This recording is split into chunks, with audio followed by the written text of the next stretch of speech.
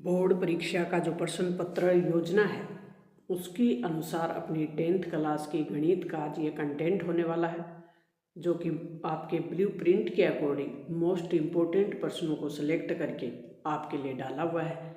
ज्ञान बोध वाला जो होगा, ज्ञान का जो अंक भार होगा 20 होगा, अवबोध वाला 21 होगा, ज्ञान उपयोग जो होगा वो 19 अंक भार का होगा।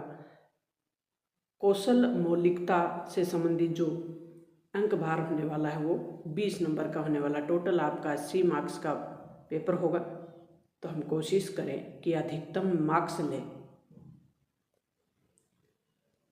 अब प्यारे बच्चों, आपको दिख रहा है कि वस्तुनिष्ठ जो प्रश्न है आप देख पा रहे हो कि वो 15 आएंगे वस्तुनिष्ठ एबसैदा वाले। रिक्त स्थान वाले आपके 7 प्रश्न आएंगे और अति लघुत्तरात्मक 10 प्रश्न आपके होंगे पेपर में, और लघुत्तरात्मक होंगे 12 और दीर्घ उत्तरीय होंगे 4 और निबंधात्मक प्रश्न होंगे 3। अब जो आपका जो चैप्टर है, आपकी प्रश्नावली है, उसमें से कौन सी प्रश्नावली सबसे महत्वपूर्ण है, सबसे ज़्यादा स्कोरिंग वाली है, तो आपकी है सांख्यिकी, जो कि वैसे भी आपके विषय क्रम में जो विषय वस्तु है, टॉपिक है, उसमें आपके 13 नंबर में है। 13 मार्क्स आपके ये कवर करेगी। उसके बाद जो आपके इम्पोर्टेंट है वह त्रिकोणमिति और निर्देशांक ज्यामिति। बाकी जो आपकी प्रश्नावली है वो 4, 5 और 6 नंबर की हैं, वो आप देख पा रहे हैं। आपका बनाया हुआ है नोट्स है मोस्ट इम्पोर्टेंट प्रश्नों का। लास्ट में आपके 2 मॉडल पेपर मिलेंगे। लास्ट में जो ये नोट्स हम कर लेंगे, उसके बाद 2 मॉडल पेपर करेंगे मैथ के। तो मुझे नहीं लगता कि आपका कोई भी प्रश्न है वो गलत होगा। पूरे ध्यान से आप समझने की कोशिश करें। पहला चैप्टर है अपना वास्तविक संख्याएं, और इस चैप्टर से आपके निबंधात्मक यानी बड़ा प्रश्न है वो नहीं आएगा। आपके आएंगे 1-1 नंबर वाले और एक प्रश्न आएगा 2 नंबर का। तो परिमेय संख्या कौन सी होती हैं आपको ध्यान ही है, जो कि P/Q के रूप में दर्शाई जाती है, और जहाँ P और Q है वो पूर्णांक संख्या होती है। Q बराबर 0 नहीं होता, वो संख्याएं कहलाती हैं परिमेय संख्या, जिनका उदाहरण आप देख पा रहे हैं। ये उदाहरण होता है इनका। अपरिमेय संख्याएं परिमेय संख्या की एकदम उल्टी होती है, ये P/Q के रूप में नहीं लिखी जाती। इनका उदाहरण ये आप देख पा रहे हैं। वास्तविक संख्याएं सभी परिमेय संख्या और अपरिमेय संख्याओं को सम्मिलित रूप से लिखने पर कौन सी संख्या प्राप्त हो जाती? वास्तविक संख्या प्राप्त हो जाती है। उदाहरण इस प्रकार से है। तो महत्वपूर्ण इस चैप्टर से आपके तथ्य हैं, और जो ऑब्जेक्टिव प्रश्नों में पूछे जा सकते हैं वो है कि एक परिमेय और अपरिमेय संख्या का योग जब हम करते हैं या उनको घटाते हैं, अंतर करते हैं, तो कौन सी संख्या प्राप्त होती है? अपरिमेय संख्या। और एक अशून्य परिमेय संख्या तथा एक अपरिमेय संख्या का जब गुणनफल करते हैं, गुणा करते हैं और या भाग देते हैं, तो क्या प्राप्त होता है? अपरिमेय संख्या। यदि 2 परिमेय संख्याओं को जोड़ें, घटाएं या भाग दें या गुणा करें, तो परिमेय या अपरिमेय संख्या दोनों में से कुछ भी आ सकता है, कुछ भी आ सकता है। ये इस चैप्टर से संबंधित महत्वपूर्ण फैक्ट थे। अंकगणित की आधारभूत जो परिमेय हैं उनमें आप देख पा रहे हैं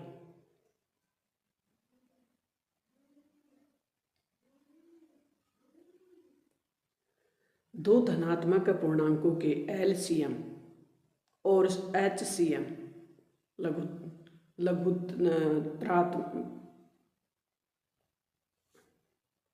कि 2 धनात्मक पूर्णांक A और B के लिए LCM 2 संख्याओं का गुणनफल HCF गुणा LCM हो, तो किस प्रकार से हमें महत्वपूर्ण तथ्य होंगे। दी गई संख्याओं का HCF किसी संख्या से बड़ा नहीं हो सकता, दी गई संख्याओं का LCM है वो किसी संख्या से छोटा नहीं हो सकता। 2 सभाज्य संख्याओं का HCF होता है। 2 जो सअभाज्य संख्याएं होती हैं, 2 संख्याएं, जैसे उदाहरण के रूप में हम देखें, 2 संख्याएं हैं, उनका 306 और 657 का HCF दो संख्या ये होगी और इनका HCF क्या निकला 9 हुआ। तो LCM ज्ञात करना है। तो कैसे LCM ज्ञात करेंगे, HCF गुणा LCM दोनों को गुणा करेंगे, भाग किसका देंगे 9 का देंगे। तो ये सूत्र होता है, इसमें से इस प्रकार से हम LCM निकाल लेते हैं। अभाज्य गुणनखंड विधि से अगर निकालना हो तो इस प्रकार से निकालेंगे। ये उदाहरण दिया हुआ है। पहले क्या निकालेंगे 6 का, फिर 72 का, फिर 120 का, फिर इनको गुणा कर देंगे। तो इस प्रकार से हमें HCF है वो प्राप्त हो जाएगा। इससे संबंधित महत्वपूर्ण प्रश्न है वो इस प्रश्नावली में बनेंगे कि निम्नलिखित में से कौन सी अपरिमेय संख्या नहीं है। ऑप्शन दिए हुए होंगे आपके सामने। तो अपरिमेय संख्या कौन सी नहीं है, 121 का under root 2 minus under root 3 है। तो ये संख्या कौन सी है, अपरिमेय संख्या है। पाई क्या है, पाई जो होती है वो क्या होती है, अपरिमेय संख्या भी होती है और वास्तविक संख्या भी होती है। तो 2 और 3 दोनों होती है। दो संख्याओं का मैसअप है 15 और लसअप है 105 है। यदि इनमें से एक 5 है तो दूसरा जो है वो ज्ञात करना है, दूसरी संख्या ज्ञात करनी है। एक संख्या तो है 5, दूसरी ज्ञात करनी है। तो कैसे ज्ञात करेंगे, वो ऊपर हमने सूत्र देखा था, 315 आ जाएगा इनका जैसे ही हम हल करेंगे। इनमें से अपरिमेय संख्या कौन सी है, अपरिमेय संख्या कौन सी है 2। 144 के अभाज्य गुणनखंड में 2 की घात क्या होगी, तो ये जब निकालेंगे तो 4 आएगा। ये इस प्रकार से इसमें प्रश्न होंगे।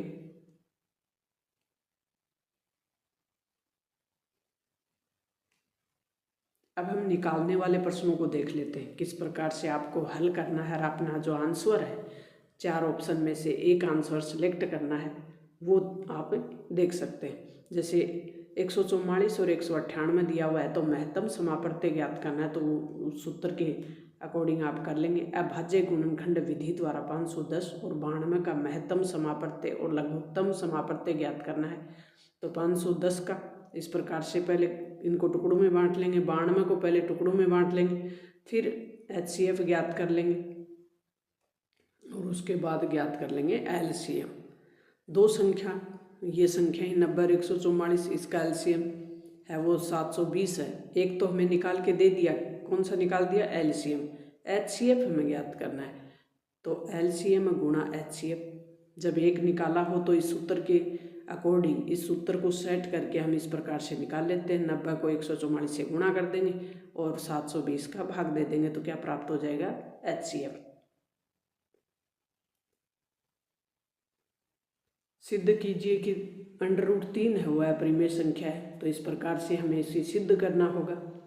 सिद्ध कीजिए कि 5 माइनस अंडर रूट 3 है वो एक अपरिमेय संख्या है। तो उसके लिए इस प्रकार से हमें सूत्र का प्रयोग करते हुए सिद्ध करना होगा। इस चैप्टर से निबंधात्मक प्रश्न नहीं आएगा, ये बात हमने पहले ही कर ली। अब नेक्स्ट जो प्रश्नावली है वो है बहुपद, और बहुपद में भी आपके निबंधात्मक प्रश्न नहीं आएगा, छोटे प्रश्न आएंगे। 2 नंबर का एक प्रश्न आएगा। तो बहुपद है वो क्या होता है, तो ऐसा बीजीय व्यंजक है जिसमें उपस्थित चर राशि की घात है वो एक पूर्ण संख्या हो, बहुपद कहलाते हैं। तथा चर राशि की जो उच्चतम घात है वह बहुपद की घात होती है। इस प्रकार से आप इसको देख पा रहे हैं। रेखिक बहुपद जिसमें चर राशि की जो घात है वो एक ही हो तो उसे कहते हैं रेखिक बहुपद। ये पूछ लिया जाता है कि रेखिक बहुपद में चर राशि की घात कितनी होती है, 1। एक्स चर राशि के जो रेखिक बहुपद है उसको इस प्रकार से दिखाएंगे। द्विघात बहुपद है उसमें चर राशि की घात है वो 2 होती है। द्वि मतलब 2, रेखिक मतलब 1। त्रिघात जो बहुपद है उसमें घात है वो 3 हो जाएगी। इससे संबंधित महत्वपूर्ण प्रश्न बनेंगे, उनको देखेंगे हम। ये जो महत्वपूर्ण तथ्य हैं इनसे संबंधित ऑब्जेक्टिव प्रश्न में पूछ लिया जाता है कि रेखिक बहुपद पी एक्स बराबर ए एक्स प्लस बी को 0 के बराबर रखकर शून्य का ज्ञात करना है। शून्य का ज्ञात किया जा सकता है। इसको p गुणा एक्स या इसको ब्रैकेट में रख देते हैं, तो इसका जो निशान है वो गुणा का है। द्विघात बहुपद में शून्य का ज्ञात करने के लिए अलग अलग शून्य के बराबर मान रखकर ज्ञात किया जाता है। तो इस प्रकार से आप देख लें। इससे बनने वाले प्रश्नों की तरफ चलते हैं हम। इससे संबंधित जो प्रश्न होंगे वो निम्न में से बहुपद क्या है, ये ऑप्शन दिए हुए हैं, इनमें से बहुपद क्या है। तो 3x² का अंडर रूट +4 है, ये बहुपद हो गया, क्योंकि इसकी घात क्या है 2। निम्न में से रेखिक बहुपद है, ये कौन सा बहुपद है, द्विघात। निम्न में से रेखिक बहुपद कौन सा है, तो रेखिक कौन सा हुआ 4x - 1। इसमें एक घात क्या है, कोई घात नहीं है, इसका मतलब एक घात है। निम्न में से द्विघात बहुपद कौन सा है, तो द्विघात वाला देख लें। 2x², यहाँ 2 है। बहुपद px 4x² + 7x + 7x - x की घात 3 की घात क्या है, बहुपद। इसमें क्या है 3।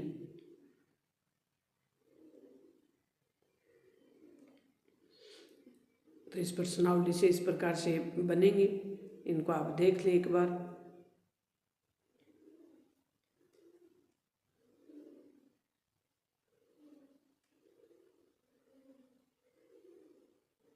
दो चर वाले रेखिक समीकरण युग्म हैं, उनको देख लेते हैं।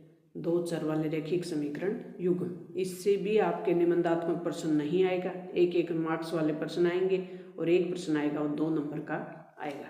रेखिक समीकरण वो कौन सा होता है, ऐसा समीकरण जिसमें उपस्थित चर की घात है वो 1 हो, तो रेखिक समीकरण कहलाएगा। दो चर वाले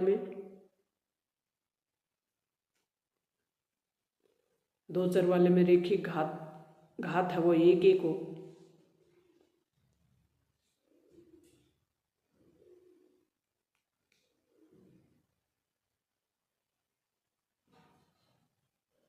इससे बनने वाले वस्तुनिष्ठ प्रश्नों को देखेंगे हम।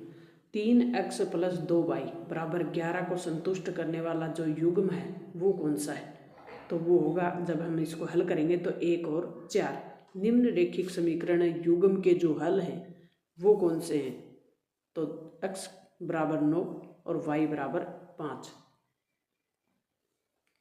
कॉपी बनाओ ना, तो हर कॉपी में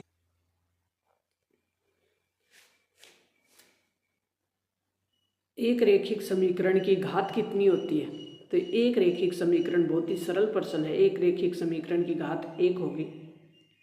दो रेखिक समीकरण में आलेख प्रतिच्छेदी जो रेखाएं हैं, तब रेखिक युग्म कैसा होगा, द्वितीय हल। दो रेखिक समीकरणों के आरेख समांतर रेखाएं हैं, तब रेखिक समीकरण युग्म है वो कैसा होगा, उसमें कोई हल नहीं होगा, क्योंकि ऊपर हमने एक सारणी देखी थी, उसके अकॉर्डिंग ये प्रश्न होंगे आपके।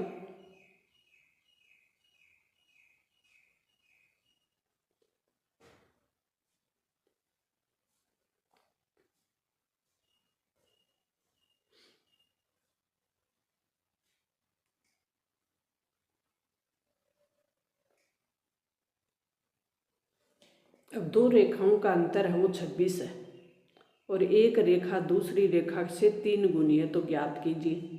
तो दो रेखाएं x और y हैं, एक रेखा x है दूसरी y है, दो रेखाएं हो गई x और y, तो x - y बराबर कितनी होगी 26, क्योंकि ये कह रहा है अंतर 26 है, तो अंतर कितना हुआ 26, x - y = 26। प्रश्न कह रहा है कि x = 3y,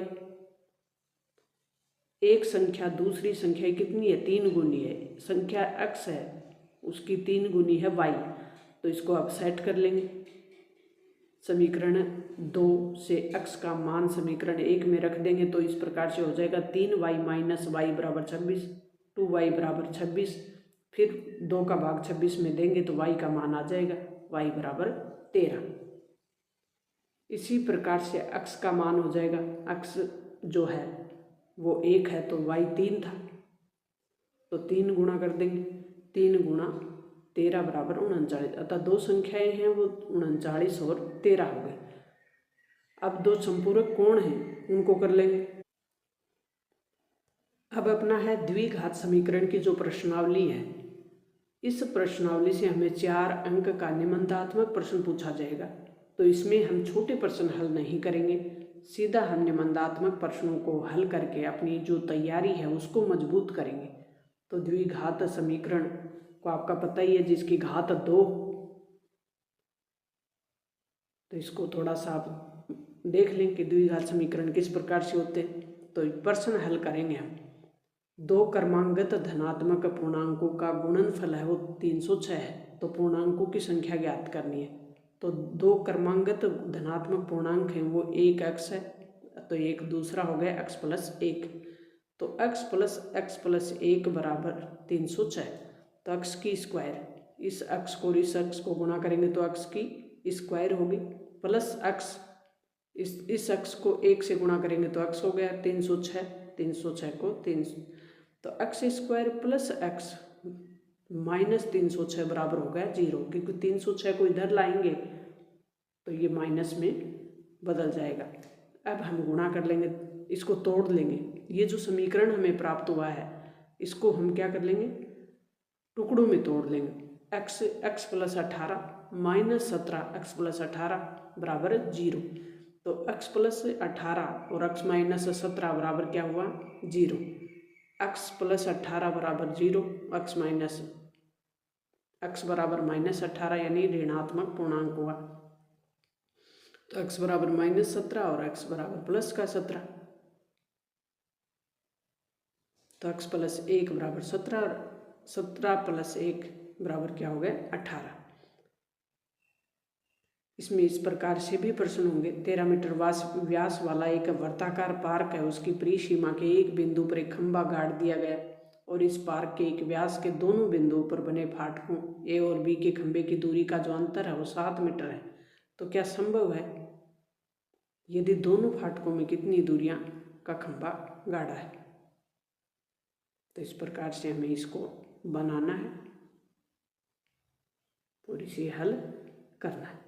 अब हम देखेंगे कि एक समकोण त्रिभुज का प्रश्न है। एक समकोण त्रिभुज यानी जिसकी एक भुजा है वो कितनी है 90 डिग्री, जिसका एक कोण है वो कितना है 90 डिग्री। ये कोण 90 डिग्री है।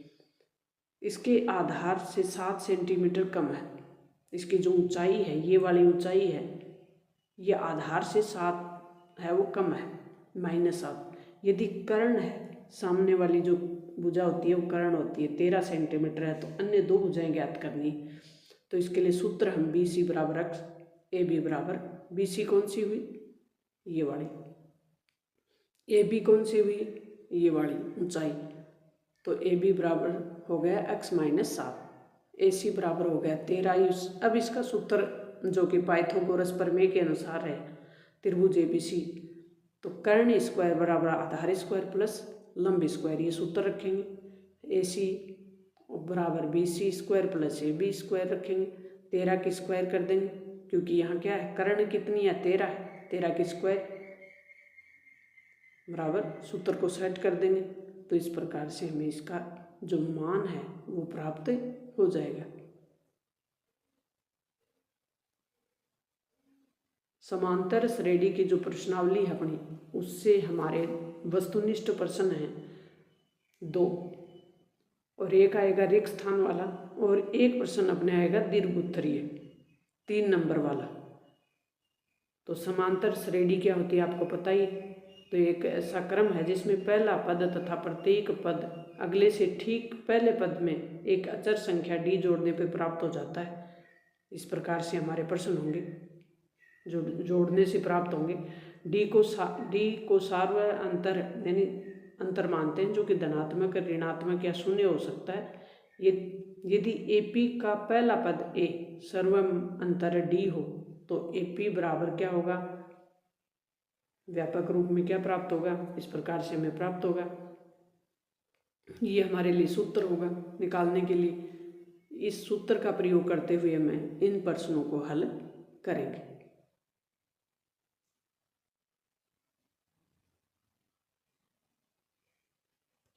यह ये प्रश्न दिया हुआ है, AP बराबर क्या है 5, 5 में 3 जोड़ा तो 8, 8 में 3 जोड़ा तो 11, 11 में 3 जोड़ेंगे तो क्या प्राप्त होगा। तो जो पद और सार्व अंतर क्या है ये पूछा गया है। तो सार्व अंतर क्या है, 3 है, 3 का अंतर आ रहा है। और प्रथम पद इसमें क्या है, 5 है। ये बड़ा ही सरल प्रश्न है, लेकिन थोड़ी सी समझ का अपने को उपयोग करना है। एपी प्रथम पद लिखिए, जबकि प्रथम पद 10 और सार्व अंतर 10 से हो। तो पहला पद हो जाएगा 10 और फिर उसमें 10 10 जोड़ते हुए एपी क्या है 3, 8 और 13। तो इसमें अंतर कितना हुआ, सार्व अंतर 20वां पद दिखाया गया है, यहाँ 20वां पद ज्ञात करना है। तो अब हम सूत्र का प्रयोग करेंगे। सूत्र क्या होगा अपना, 1 - n-1d, ये सूत्र लगाएंगे। इस प्रकार से हम इन प्रश्नों को हल करके अपना अभ्यास है वो मजबूत कर लेंगे। लास्ट में हमारे पास होगा वो प्रश्न मॉडल पेपर के होंगे 2। तो इस प्रकार से इन प्रश्नों को हल करेंगे।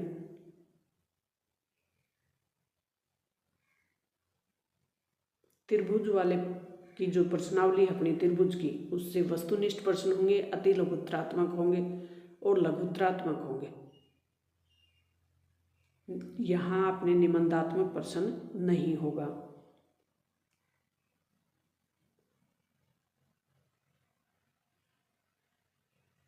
तो किस प्रकार के जो त्रिभुज हैं वो समरूप होंगे, तो समबाहु त्रिभुज है वो समरूप होती है। इन फैक्ट को थोड़ा सा आप देख लें।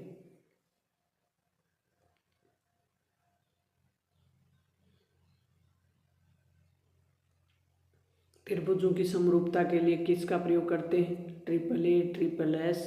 ए का मतलब कोण, एस का मतलब भुजा और एस ए एस का मतलब भुजा कोण भुजा। दो बहुभुज समरूप होंगे कब, जब संगत कोण समान हो और संगत भुजाएं समानुपाती हो।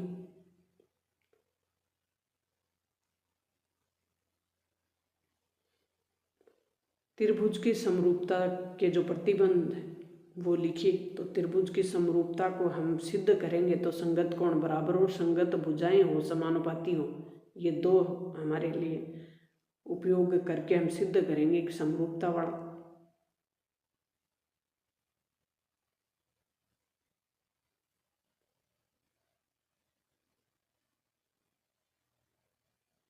निर्देशांक ज्यामिति जो कि मोस्ट इम्पोर्टेंट प्रश्नावली अपनी 7 मार्क्स यहाँ से ये प्रश्नावली दिलवाएगी। मूल बिंदु के निर्देशांक हैं वो ज्ञात करने, 0 0। मूल बिंदु जो मुख्य जो केंद्र होता है वहाँ के जो निर्देशांक होते हैं वो कौन से होते हैं, 0 0 होते हैं। सरल प्रश्न है। तो निर्देशांक -1 और +1 में भुज और कोटि का मान बताना है। भुज कौन सी होगी, 1 जो कि माइनस का है, और कोटि कौन सी हो जाएगी, दूसरी जो कि प्लस की है। ये भी सरल है। प्रश्नावली को थोड़ा सा ध्यान से देखना है और 7 नंबर हैं वो हमारे कवर करने हैं। यदि बिंदु K2 तथा 3 और 4 के बीच की दूरी 8 का अंडर हो तो K का मान ज्ञात करना है। तो इसके लिए K बराबर तो हो गया 5 और 1। तो इसके लिए हमें सूत्र का प्रयोग करना पड़ेगा और उसको हल करना पड़ेगा। तो निर्देशांक ज्यामिति से संबंधित जो प्रश्न हैं उनको आप देख लें।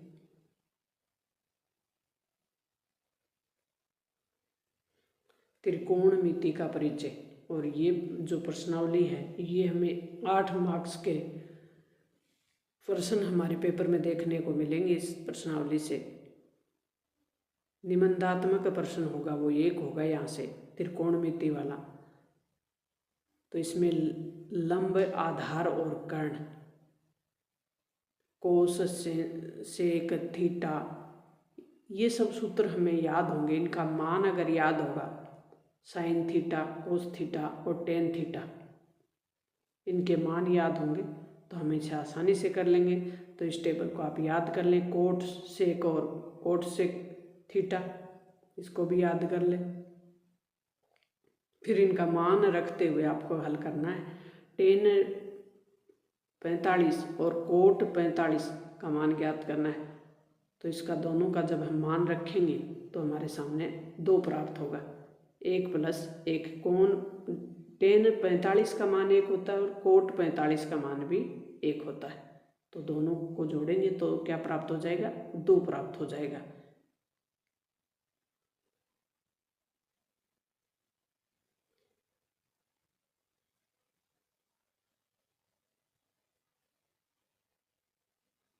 तो इसमें हमें निबंधात्मक प्रश्न भी देखने को मिलेगा। तो इस प्रश्न को हल करें, अभ्यास करें। त्रिकोणमिति के कुछ अनुप्रयोग। इस चैप्टर से निबंधात्मक प्रश्न नहीं आएगा, 5 मार्क्स ये प्रश्नावली हमें दिलाएगी। तो ऊंचाई, छाया, सूर्य का उन्नयन कोण वृद्धि 0 डिग्री से 90 डिग्री तक होने से किसी स्तंभ की जो परछाई है उसके लंबाई में क्या परिवर्तन होगा? तो परछाई की लंबाई कम होती जाएगी। एक चिमनी के आधार से 50 मीटर की दूरी है, उसके शिखर पर उन्नयन कोण 60 डिग्री है, तो उस चिमनी की ऊंचाई ज्ञात करनी है। तो ये चिमनी है और इसकी दूरी कितनी है आधार से? 50 मीटर। तो इस उत्तर रखते हुए हमें हल करना पड़ेगा।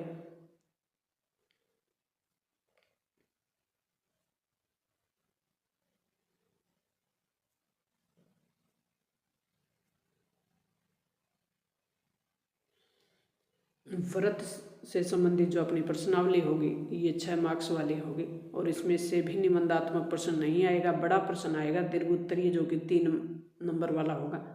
तो एक व्रत पर स्थित बिंदु से कितनी स्पर्श रेखाएं खींची जा सकती हैं? मोस्ट इम्पोर्टेंट प्रश्न है। एक व्रत पर स्थित बिंदु से कितनी स्पर्श रेखाएं खींची जा सकती हैं? तो इसमें स्पर्श रेखाएं कितनी होंगी? एक वृत्त के बाह्य स्थित बिंदु से, बाहर से कोई एक बिंदु है और वहां से कितनी स्पर्श रेखाएं खींची जाएंगी? तो ये होंगी 2। मोस्ट इंपोर्टेंट प्रश्न है ये। एक वृत्त पर कुल कितनी स्पर्श रेखाएं खींची जा सकते हैं? तो ये होंगे अनंत। वृत्त तथा उसकी स्पर्श रेखा के उभयनिष्ठ बिंदु को क्या कहते हैं? स्पर्श बिंदु कहते हैं। प्रश्न को हल करने वाले प्रश्न भी होंगे आपके सामने और इस चैप्टर से 3 नंबर वाला प्रश्न भी पूछा जाएगा। तो उसको सिद्ध करने में पूछा जा सकता है। सिद्ध करो कि किसी वृत्त के किसी व्यास के सिरों पर खींची गई स्पर्श रेखाएं समांतर होती हैं। ये रेखाएं समांतर होती हैं या नहीं होती ये बताना पड़ेगा। केंद्र क्या है इसका? O है और व्यास AB है, ये व्यास है। तो स्पर्श रेखाएं अक्सर Y और PQ खींची गई, तो इनको सिद्ध करना है कि ये समांतर हैं या नहीं है।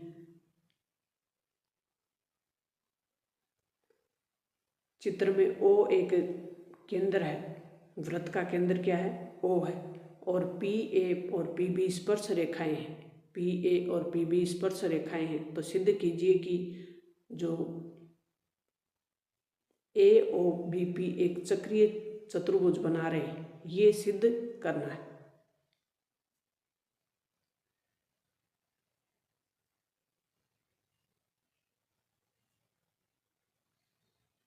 वृत्तों से संबंधित क्षेत्रफल से संबंधित जो अपनी प्रश्नावली है वो 5 अंक भार वाली होगी और इससे भी निबंधात्मक प्रश्न नहीं आएगा, छोटे प्रश्न आएंगे। वृत्त की परिधि का सूत्र क्या होता है? 2πr।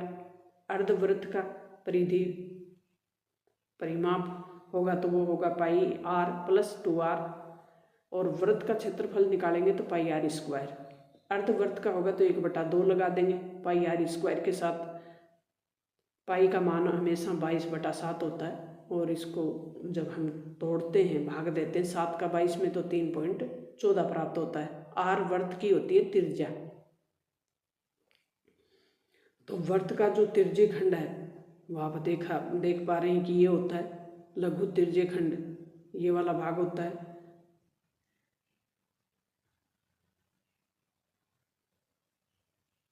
अब कुछ महत्वपूर्ण जो बिंदु हैं इससे बनने वाले फैक्ट हैं वो देख लेते हैं। लघु चाप की जो डिग्री है वो 180 डिग्री से कम होती है और दीर्घ चाप की 180 से ज़्यादा होती है। वृत्त के प्रत्येक चतुर्थांश चतुर्थांश का जो कोण होता है उसका मान 90 डिग्री होता है। वृत्त के केंद्र पर बने कोणों की डिग्री का जो मान होता है वो होता है 360। घड़ी की मिनट की सुई 1 मिनट 6 सेकंड का कोण बनाती है। 1 मिनट में कितनी सेकंड का कोण बनाती है घड़ी की सुई? 6 सेकंड का। पाई एक अपरिमेय संख्या है। त्रिज्या आर वाले वृत्त, एक वृत्त की परिधि 176 सेंटीमीटर है तो उसकी त्रिज्या ज्ञात करनी है, तो उसकी त्रिज्या आ जाएगी 28 सेंटीमीटर। इस प्रकार के रिक्त स्थान वाले प्रश्न भी आएंगे हमारे। वृत्त के अनुदिश एक पूरे चक्कर में तय की गई दूरी को क्या कहते हैं? परिधि कहते हैं। और वृत्त की जीवा को 2 भागों में विभाजित करती है। इनमें से प्रत्येक भाग को वृत्तखंड कहते हैं। और वृत्त के केंद्र पे बने कोण को समकोण के बराबर होते हैं 4।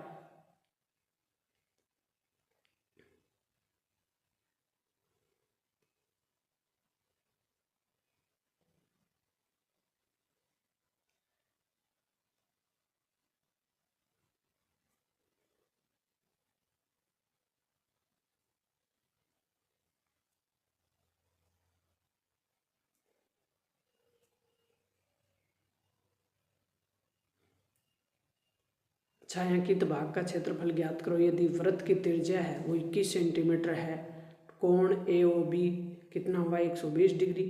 पाई का मान क्या है? 22/7।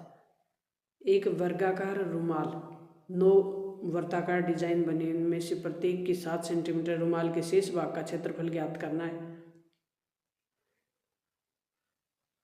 पृष्ठीय क्षेत्रफल और आयतन वाले जो प्रश्न होंगे वो 6 मार्क्स के होंगे। और ये भी निबंधात्मक प्रश्न यहाँ नहीं होगा, छोटे प्रश्न ही होंगे। घनाभ का क्षेत्रफल ज्ञात करते हैं तो 2 गुणा लंबाई गुणा चौड़ाई प्लस चौड़ाई गुणा ऊंचाई प्लस ऊंचाई गुणा लंबाई। ये सूत्र याद कर लें। घनाभ का पृष्ठीय क्षेत्रफल ज्ञात करना हो तो 2 गुणा ऊंचाई और लंबाई और चौड़ाई से गुणा करते हैं। घनाभ का आधार क्षेत्रफल हो तो लंबाई गुणा चौड़ाई सिर्फ। और घनाभ का आयतन ज्ञात करना हो तो लंबाई गुणा चौड़ाई गुणा ऊंचाई। और घनाभ का विकीर्ण ज्ञात करना हो तो लंबाई की स्क्वायर प्लस चौड़ाई की स्क्वायर प्लस ऊंचाई की स्क्वायर को अंडर रूट निकालते हैं। घन का क्षेत्रफल है तो 6 गुणा भुजा की स्क्वायर, सरल है।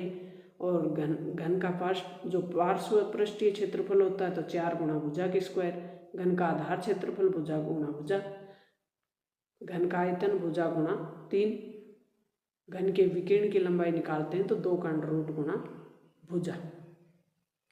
और जब शंकु का निकालते हैं तो पाई RL और शंकु के आधार का पाई R स्क्वायर।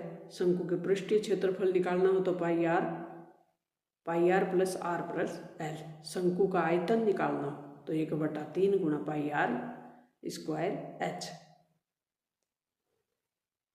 बेलन का सूत्र पृष्ठीय क्षेत्रफल 2 पाई RH। बेलन का आधार हो तो पाई R स्क्वायर। बेलन का संपूर्ण पृष्ठीय क्षेत्रफल निकालना हो तो 2 पाई R को बाहर रखेंगे, R और H को जोड़ देंगे। बेलन का आयतन निकालना हो तो पाई R स्क्वायर H। गोले का क्षेत्रफल निकालना हो तो 4 पाई R स्क्वायर। और गोले का वक्र पृष्ठीय क्षेत्रफल पाई R स्क्वायर। गोले का अर्धगोला हो तो उसका पृष्ठीय क्षेत्रफल 3 पाई R स्क्वायर। गोले का आयतन निकालना हो तो 3/4 पाई R की शक्ति 3। अर्धगोला हो उसका आयतन हो तो 2/3 कर देंगे। तो इस चैप्टर से बनने वाले महत्वपूर्ण प्रश्न ऑब्जेक्टिव इस प्रकार से होंगे। फिर अपने जो लघु ये होंगे रिक्त स्थान वाले, तो उसमें इस प्रकार से प्रश्न पूछे जाएंगे, उनको हल करेंगे सूत्र लगाते हुए।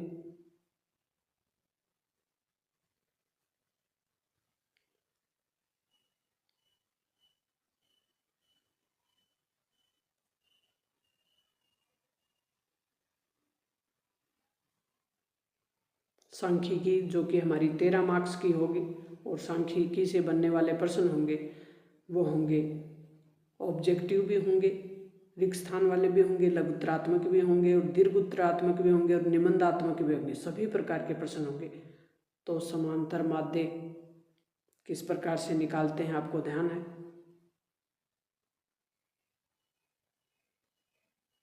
वस्तुनिष्ठ प्रश्न इस प्रकार से बनेंगे 6, 8 और 9 और x तथा 13 का माध्य 10 हो तो x का मान ज्ञात करना है। तो जब हम इसको हल करेंगे 6 + 8 + 9 + x + 13 और संख्या कितनी है 5, 5 का भाग दे देंगे तो हमें प्राप्त होगा 10। x + 36/5 तो 10/1 फिर हम निकालेंगे तो इसका निकल जाएगा 14।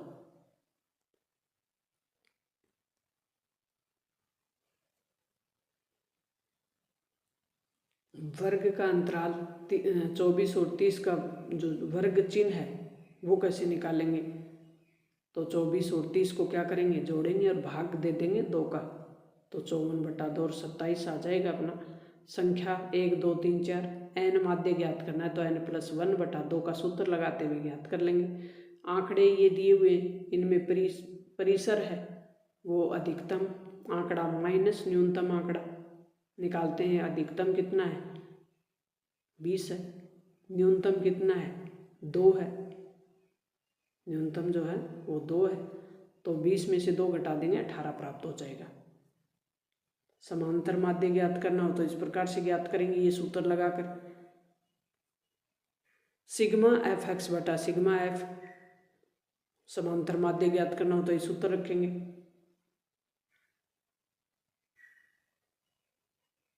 किसी श्रेणी का सर्वाधिक बारंबारता मूल्य क्या कहलाता है, बहुलक कहलाता है। संचयी बारंबारता सारणी का उपयोग किस में करते हैं, माध्य ज्ञात करने में करते हैं। वर्गीकृत आंकड़ों का माध्य सूत्र क्या होता है, सिग्मा f1 x1/सिग्मा f1।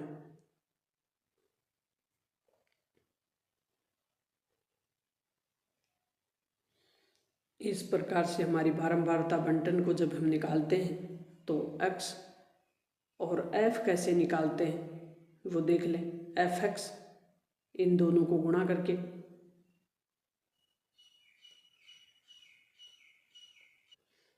जैसे माध्य ज्ञात करना है बारंबारता बंटन हमें दिया हुआ है तो इसको हम इस प्रकार से लिखेंगे और f और x को गुणा करेंगे तो इस प्रकार से हमारी जो सारणी है वो बनती चली जाएगी। लास्ट में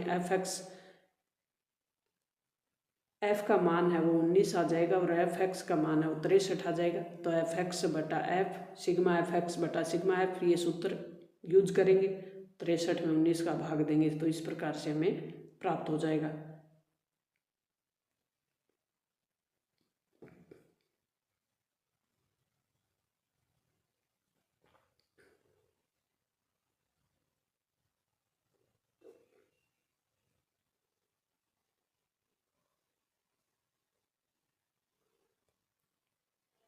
क्योंकि ये प्रश्नावली हमारी बहुत महत्वपूर्ण है जो कि हमारे लिए कितने मार्क्स की है, 13 मार्क्स की, और 13 मार्क्स हमें यहाँ से लेने हैं तो इसका अभ्यास करके हमें इसको मजबूत करना होगा। इस पे हमारी पकड़ है वो मजबूत बनानी होगी। प्रायिकता वाला जो प्रश्न होंगे, अपने प्रायिकता का जो कंटेंट आएगा वो आएंगे 4 मार्क्स के, और इसमें निबंधात्मक नहीं आएंगे, लघुत्तरात्मक और अति लघुत्तरात्मक रिक्त स्थान वाले और वस्तुनिष्ठ प्रश्न ही होंगे। तो प्रायिकता में हम ये बहुत सरल है, आसान है, बस थोड़ी सी हमें तैयारी की ज़रूरत है। ईंट के पत्ते हैं वो 13 होते हैं, इसमें ईंट की बेगम प्राप्त करने की जो प्रायिकता है वो क्या होगी, क्योंकि 52 पत्ते होते हैं टोटल, तो 1/52 लाल रंग के बादशाह को प्राप्त करने के लिए इस प्रकार से हम लगाएंगे।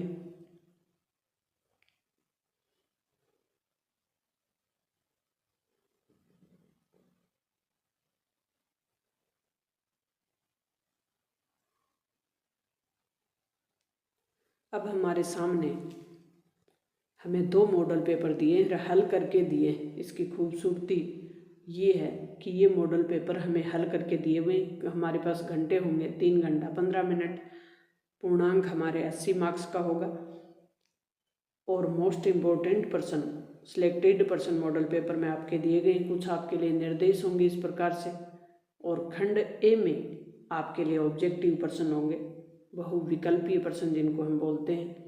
तो इन प्रश्नों को हल करते हुए हम बहुविकल्पीय प्रश्नों को हल करते हुए चलेंगे, और 15 जो प्रश्न हैं अपने वो बहुविकल्पीय होंगे। ऑब्जेक्टिव प्रश्न होंगे। जैसे एक वृत्त पर कुल स्पर्श रेखाएं कितनी खींची जा सकती हैं? अनंत। वृत्त की जीवा जिसकी लंबाई त्रिज्या से 2 गुनी होती है तो क्या कहलाती है? वो कहलाती है व्यास। समांतर श्रेणी दी हुई है 3, 8, 13 और 18। कौन सा पद 78 होगा? तो इसमें पद जब हम निकालेंगे तो 16वां पद हो जाएगा, वो 78 हो जाएगा। एक ठोस गोले का कुल पृष्ठीय क्षेत्रफल जब ज्ञात करते हैं तो कौन सा सूत्र लगाते हैं?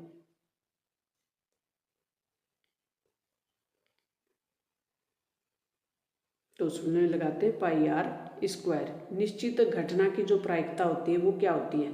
तो वो हमेशा 1 होती है। रिक्त स्थानों में एक पासे को उछाले जाने पर सम संख्या आने की प्रायिकता क्या होगी? तो 1/2 होगी। वर्ग का अंतराल 20 और 35 का वर्ग चिन्ह क्या होगा? 27.5। एक शंकु का आयतन बेलन के आयतन का कितना होता है? 1/3। समांतर श्रेणी दी हुई है 2, 5, 2, -1, -4 का 10वां पद है वो कौन सा होगा? -22वां। वृत्त की स्पर्श रेखा और त्रिज्या के मध्य का जो कोण है वो कौन सा होता है? 90 डिग्री का। यदि 9, 4, 7 और अक्ष का समांतर माध्य 8 हो तो अक्ष का मान कितना होगा? तो जब हम हल करेंगे तो 12 हो जाएगा। 1 + 10 स्क्वायर 45 का मान होता है हमेशा 2। यदि sin 3x बराबर 1 हो तो अक्ष का मान ज्ञात करने के लिए इस सूत्र का प्रयोग करेंगे हम। 90 में 3 का भाग दे देंगे, आ जाएगा 30।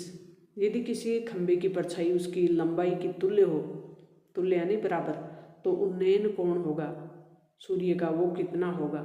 तो tan थीटा बराबर h/h बराबर 1। तो थीटा बराबर कितना आ गया? 45। एक घड़ी के मिनट की सुई 10 मिनट में केंद्र पर कितने डिग्री का कोण बना?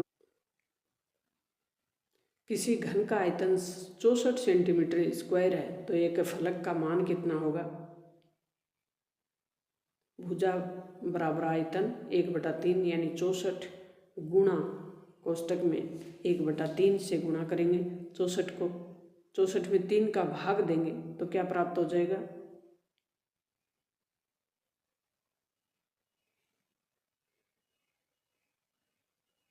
किसी शंकु की तिर्यक लंबाई 5 सेंटीमीटर, ऊंचाई 4 सेंटीमीटर है तो उसका व्यास ज्ञात करना है। तो इस सूत्र को लगाएंगे हम। 5 की स्क्वायर माइनस 4 की स्क्वायर का अंडर रूट निकालेंगे। 5 को 5 से गुणा करेंगे 25, 4 को 4 से गुणा करेंगे 16। 25 में से 16 घटाएंगे 9 आ गया, 9 का करेंगे 3 आ गया, 9 का अंडर रूट निकालेंगे तो 3 आ गए।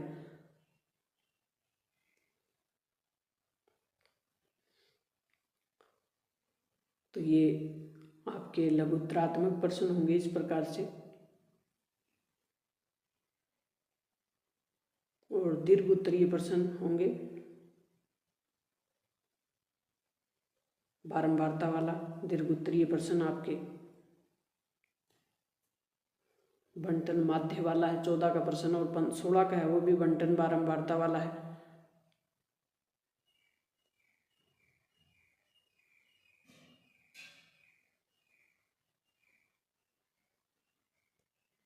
यह आपके प्रायिकता वाला है।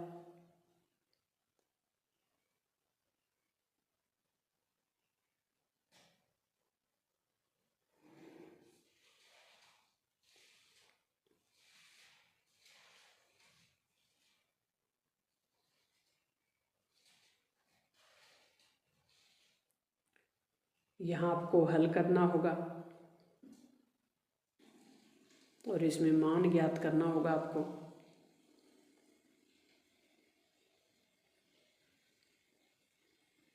दूसरे मॉडल पेपर में आपके लिए कुछ निर्देश दिए हुए हैं।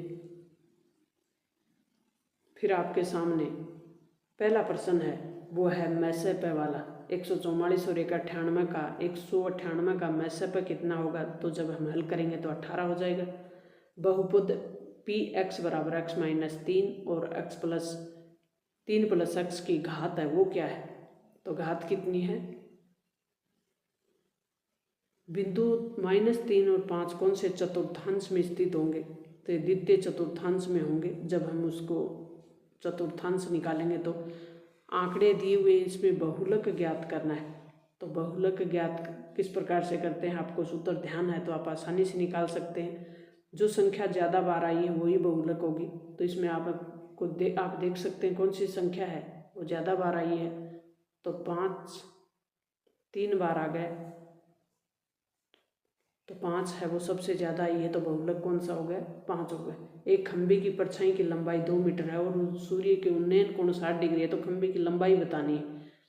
तो इसको जब हम हल करेंगे तो 2√3 मीटर हो जाएगी। बिंदु संख्या इसकी दूरी ज्ञात करनी है तो ये दूरी निकाल लेंगे। 7-8 का जो प्रश्न होगा वो होगा सभी वृत्त कैसे होते हैं, समरूप होते हैं। sin a बराबर 4/5। तो कोस a का मान ज्ञात करना है तो वो हो जाएगा 3/5।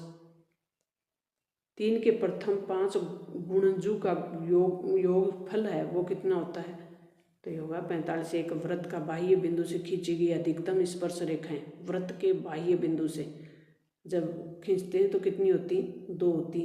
वह रेखा जो वृत्त को 2 भागों में काटती है तो क्या कहलाती है, वो छेदक रेखा कहलाती है। आंकड़े ये दिए हुए हैं, इनका परिसर ज्ञात करना है। तो सबसे कम संख्या है उसका और अधिकतम संख्या का जब घटा देते हैं तो परिसर आ जाता है। तो इसमें ऐसा करेंगे तो 11 होगा। घन की एक पृष्ठ परिमाप 28 है तो घन की भुजा ज्ञात करनी है तो वो हो जाएगी। जब हम ज्ञात करेंगे तो 7। एक पासे को फेंक कर 3 गुणज आने की प्रायिकता क्या होगी, तो वो होगी 1/3। एक पासा और गुणज कितना है 3, तो 1/3। रिक्त स्थान वाले प्रश्न, किसी असंभव घटना के घटित होने की प्रायिकता कितनी होती है, असंभव, संभव नहीं है, असंभव है तो 0 होगी। संचयी बारंबारता सारणी का उपयोग किसके लिए करते हैं, माध्य ज्ञात करने के लिए। घन ऐसा घनाभ है जिसके 6 पृष्ठों का है तो वो कैसा होगा, समान होगा। यदि ABC समांतर श्रेणी हो तो B बराबर क्या होगा, B बराबर हो जाएगा A+B/2। वृत्त पर स्थित एक बिंदु की जो स्पर्श रेखा है, वृत्त पर स्थित एक बिंदु से एक स्पर्श रेखा होगी। tan 30 डिग्री और tan 60 डिग्री का मान क्या होगा, 1 होगा। प्रथम 10 सम संख्याओं का माध्य कितना होगा, 11 होगा। प्रथम 10 सम संख्याएं जब हम उनका माध्य निकालेंगे तो ये माध्य हमारे सामने आएगा, वो होगा 11। 7 पेंसिल हैं, 5 पेन का तुल्य मूल्य है वो 29 है तो इसे बीजगणितीय रूप से लिखिए। तो पेंसिल है वो x है, पेन है वो y है, तो 7x + 5y = 29। 2 समरूप त्रिभुज हैं ABC PQR के परिमाप 36 और 24 हैं। तो PQ = 10 हो तो AB ज्ञात करनी है। तो AB/PQ 36/24 और 36 में 24 गुणा PQ करेंगे तो PQ 10 है तो 36/24/10 गुणा 10 तो निकाल ये आ जाएगा 10। एक गोले का पृष्ठीय क्षेत्रफल है वो 100 पाई वर्ग मीटर है तो उसकी त्रिज्या ज्ञात करनी है। तो 4πr² सूत्र हम रखेंगे तो इस प्रकार से वो निकल कर आ जाएगा। एक गोले की जो त्रिज्या है वो 3.5 सेंटीमीटर, उसका आयतन ज्ञात करना है। तो अर्धगोले का आयतन 2/3 πr²। सूत्र लगाएंगे, पाई का मान 22/7 होता है, आपको ध्यान है। निर्देशांक 4 और 3 में भुज और कोटि क्या, भुज होती है वो पहली संख्या यानी 4 है, कोटि होती है वो दूसरी संख्या यानी 3 है। r त्रिज्या वाले वृत्त के एक त्रिज्या खंड जिसका कोण थीटा है तो क्षेत्रफल ज्ञात करना। त्रिज्या खंड क्षेत्रफल में थीटा = 360 गुणा πr²। अब हमें इन सब को हल करना होगा और हल करने के लिए हमें सूत्र भी आना चाहिए। तो 2 संख्याएं हैं 616 और 32 का महत्तम समापवर्त HCF ज्ञात करना है। तो 616 बराबर HCF ज्ञात करने के लिए हम सूत्र लगाएंगे तो हमारा निकल कर आ जाएगा 8। द्विघात समीकरण है और उसमें ये बताना है आपको शून्यांकों का योग। तो इस प्रकार से हम इसको हल करेंगे। 2 संख्याओं का अंतर है वो 26 और बड़ी संख्या छोटी संख्या से 3 गुणा और 4 अधिक संख्या ज्ञात करनी है। तो इस प्रकार से XY रख के हम इसका मान निकालेंगे। दी गई जो आकृति है, ये जो आकृति आपके सामने दी हुई है, इसमें PQ को सिद्ध करना। P बराबर क्या है, RS। ये जो संख्या है ये इसके बराबर है, ये सिद्ध करना है।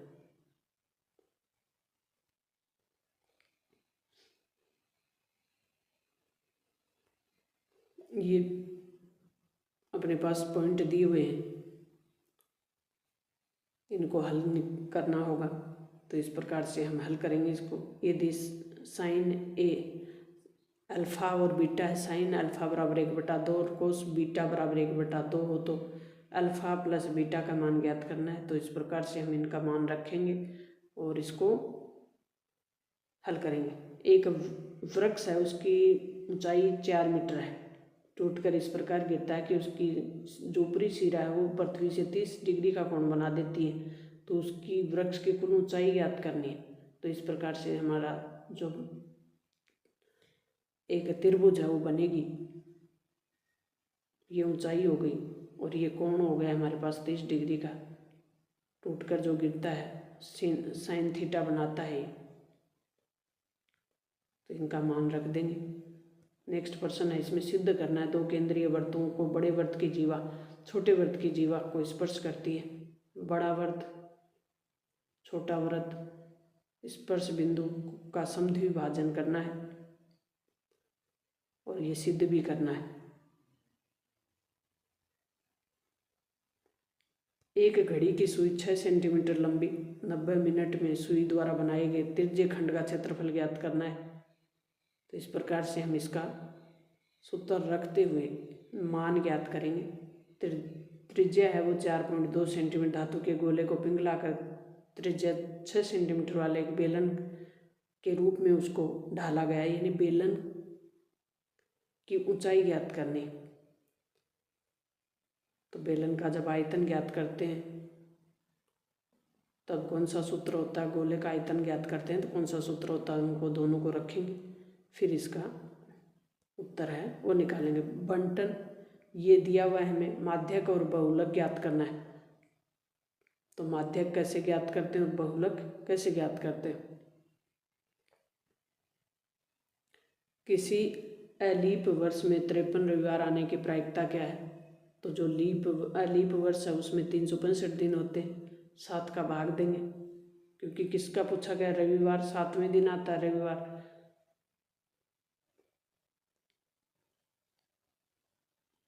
ये आकृति दी हुई है आपको दीर्घ उत्तरीय प्रश्न में, खंड स होगा और इसमें इस प्रकार से आपको सिद्ध करके बताना होगा, सिद्ध करना होगा इसको।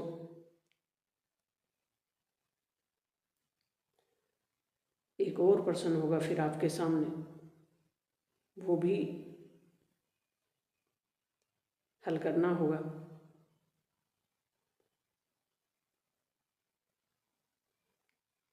इनमें अथवा भी आपके लिए दिया हुआ होगा। अथवा का मतलब है कि आपको जो प्रश्न अच्छे से आता है वो ही करें, एक ही करना है, लेकिन अथवा में जो प्रश्न अच्छे से आता है वो करना है।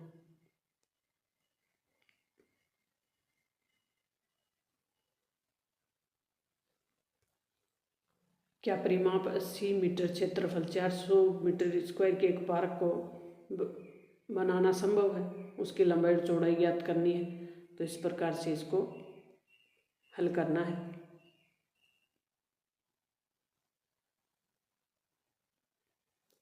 प्यारे विद्यार्थियों, ये अपने 2 मॉडल पेपर थे शेखावाटी मिशन के। तो मुझे उम्मीद है कि आपके मार्क्स इम्प्रूवमेंट में ज़रूर मददगार साबित होगा। इसको हल करें, अभ्यास करें और अपनी तैयारी को मजबूत करें। Thanks, all the best.